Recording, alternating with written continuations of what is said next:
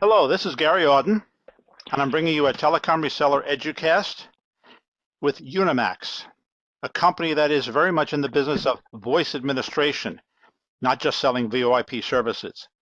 Our title today is Avoiding Phone Number Management Pain. And you may not think this is an exciting topic, but it's something you have to do, and you have to do right, because otherwise it costs you time and money. With me today is Phil Moan, President and CEO of Unimax, and I'm Gary Auden, and I'll be moderating this session, and Phil will be providing a lot of the information for us. So let's talk about what we're going to talk about, right? What is phone number management? And one of the first thoughts that should come to your mind is, can I do this through an automated mechanism rather than manual labor? I have pain points as an enterprise, and I'm administrating phone numbers, but these pain points are numerous, far greater than you might think. So let's talk about functions we need for effective management of phone numbers. What if we don't do it right? And some examples of how we do accurate management. And one of the points I want to point out to you before Phil gets started is phone number management can divert resources of those expensive engineers and divert them from projects into doing something that is a relatively simple thing, but it can have ramifications if you don't do it right. So Phil, would you start it off by talking some of the pain points that you've put on the screen here? Yeah, Gary, I'd be happy to, and thank you for letting me join you here today as well. Well, as you can see on the slide, obviously handling numbers is always very error-prone. Entering a number can be a tricky business, very easy to enter a couple of digits sequentially by mistake or even the wrong digit. And of course, it's very labor intensive. In order to figure out what numbers I have, what numbers I've used, how long I should leave them out of use, should they stop being used, etc., is an entirely labor intensive process. Also, number duplication. I can't enter a phone number here and enter the exact same phone number over there, and sometimes even if it has a shared extension, in other words, the last 5 digits are the same on both of the numbers. Multi-vendor system inventory. So what we're talking about here is if I have an Avaya system here and a Cisco system there, or a Lync or a Skype for Business system over here, those multiple systems all have phone numbers, and I may know what are used in one system but not used in the other, and I may use the same number there as well. Finally, a unified dial plan, very similar to what I just talked about. Do we have ranges that are set up for specific locations that can be used across multiple vendors or multiple inventories? And this gets worse the more numbers you have. You've got hundreds of numbers, it's a very difficult problem. If you have thousands or tens or hundreds of thousands, it's nearly impossible to manage. And then number reservations. So that means when someone leaves the organization and you have their number existing, you may want to age that number for a time, or you may want to have numbers that you're reserving for a very specific use. I'm going to take these 10 contiguous numbers and I'm going to use them for a project coming up in June. And then finally, this is all manual entry, but it doesn't need to be. Manual entry, as we've referred to in the first pain point, is error-prone, and much of this can be automated. Now, you said finally, but in fact, we have more pain points on the next page. Good point, Gary, and I should have known that. So there are also incomplete records. So when entering information regarding that phone number, there may be associated information that was missing. Of course, no automation leads to a number of issues, much like the manual I just talked about. Numbers come in different formats. We all know that. And of course, the most regulated today is probably the EDOT-164 format. So getting all the numbers to match through something that we would call a transformation rule, that this number means this number in this subsystem, or means this number to the telco. And finally, spreadsheets themselves just don't work for systems. They're not the same thing. They are disconnected.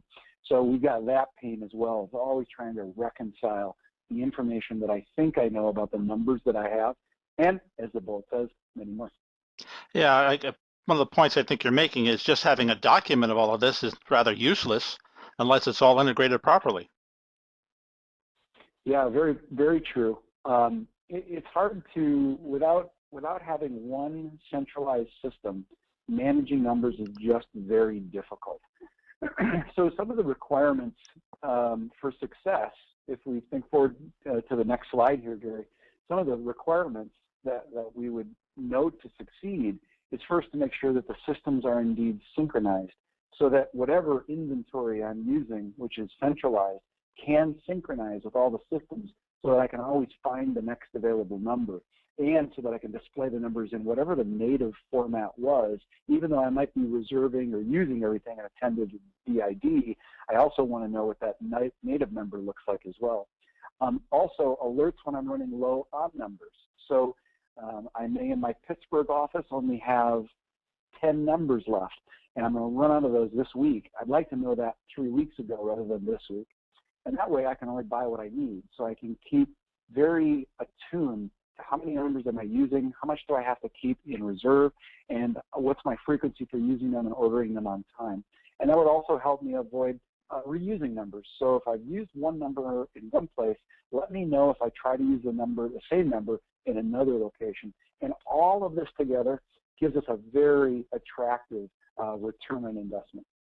I'd like to make a comment about that, though.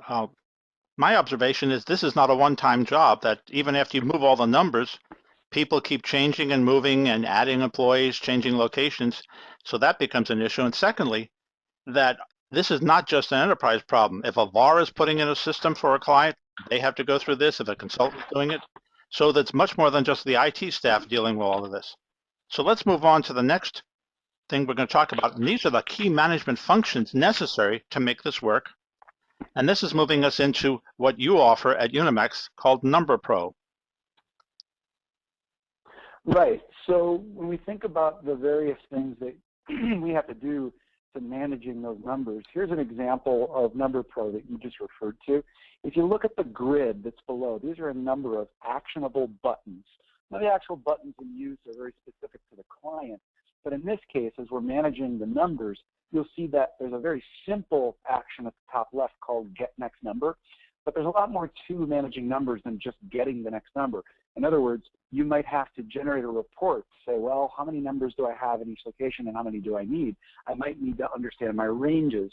Which ranges do I have in each location, or each location and department, or each location and department and building floor? What numbers do I have assigned to those, so that when I pick the next number, I pick the right number from the right range. I also can get in this grid, you'll see Get Number Status, and you'll see that Get Number Status is really the idea that, okay, you've got this 10-digit DID, or you've got this 5-digit extension. Where else is some other version of that number used, whether it's on this system or another system? And so managing through all of these very key functions with number management, like Number Pro presents here, helps you to avoid the poor penalties you're going to hit if indeed you don't do it in a correct manner. So if we go to the next slide, Gary, I think what you'll see is that, first of all, delayed communication capability. So the ability to communicate well among the organization may very well be delayed because of that. There's going to be an increased IT and telecom labor cost. You know, what you pointed out last in terms of trying to keep this all up to date when you're doing it manually, very difficult, but it does lead to reconciliation because the systems may get out of sync with whatever data source you're using, such as a spreadsheet. So there's all kinds of costs that go into that. And of course, that diverts all your project resources. So you might want to work on something, but you can't because now you're reconciling the report. And then you may have too many numbers, as an example. You may be overpaying for them. I've got, 6,000 numbers I haven't used for years, and I didn't know it because I lost track of them. And of course, that leads to just fully incorrect records. So all of these are, poor penalties that you don't want to pay simply by managing your numbers correctly. I would like to add that all of this means it's going to cost more to do the job, which means the ROI originally calculated may be a little overstated. And it also means the TCO, total cost of operation, would be more expensive if I keep doing this manually and diverting my labor resources to it as well. Do you agree? Oh, I fully agree. The TCO point's a really good point. There's so many costs of operating large telephony installations. And this one is oftentimes forgotten of just how difficult it is to manage these numbers and some of the hidden costs like the overpayment of numbers that I just referred to. So yeah, you're definitely correct. Okay, let's move on and let's discuss some examples, and we have a few here that are worth going through. The first one is dealing with numbers purchased from the telco companies. Yeah, so in this example, represented there is the telco companies on the left. Let's say that you've engaged that company and you want to buy 40 new numbers. And in this case, we're just going to make it simple, and we'll make 4 groups of 10 contiguous numbers. Not that they're always going to be like that. You might get 100 contiguous and then 30 that have no connection. But in this case, just to make it simple, let's say that you have 40 new numbers. Now, with those 40 new numbers, what you're going to do is you're going to end up start using them and that sort of thing. So let's go to the next slide, and I'll show you kind of what happens for a Number Pro installation that's a little bit different than a spreadsheet managed organization. So here in the upper left, we're seeing disparate voice and messaging systems because they both use numbers. So you've got phone numbers that are 10-digit IDs that lead to extensions that also have voicemail extensions. So all of those systems are keeping track of what you're using. So they have the used information. If we take that used information and we download it using this device called Number Pro, and then we combine it into one single inventory, I now have a repository of all of the used numbers against all of the various systems. All right, that's stage number 1.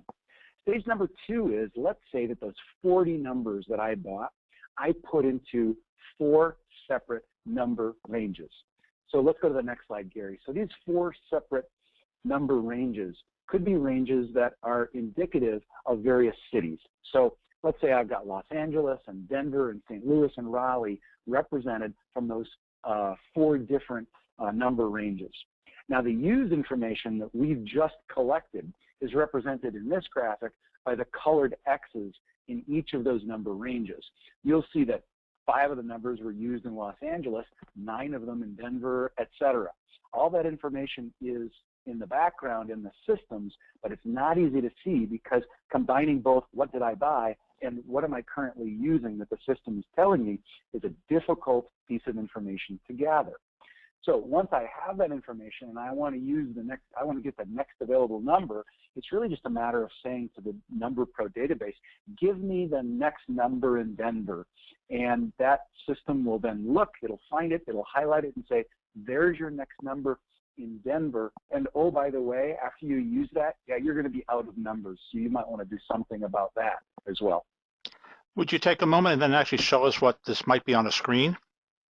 Sure. So one of the things that happens when you're trying to get the next number is you'll say, give me the next number, and I need it because there's a guy who we've just hired in the Denver North building, and that's sitting on the Cisco, in this case, the Cisco UCM.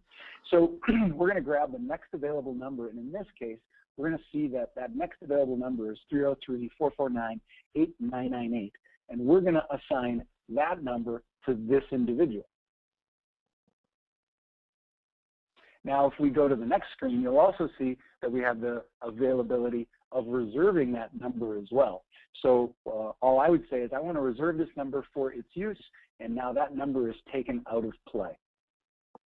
On the next slide, you'll see a little bit about what it's like to manage ranges. So here we show 3 ranges that we've set up for Denver, which are called Central, North, and South. And from there, we can manage the ranges. We can change the size of the range, how many items are in the range, etc. Even the names of the range so that they represent the phone numbers that you want them to represent, which could be in similar devices or in different devices, quite frankly. And then the next slide is our get status. And I referred to this early when I was talking about the key management functions.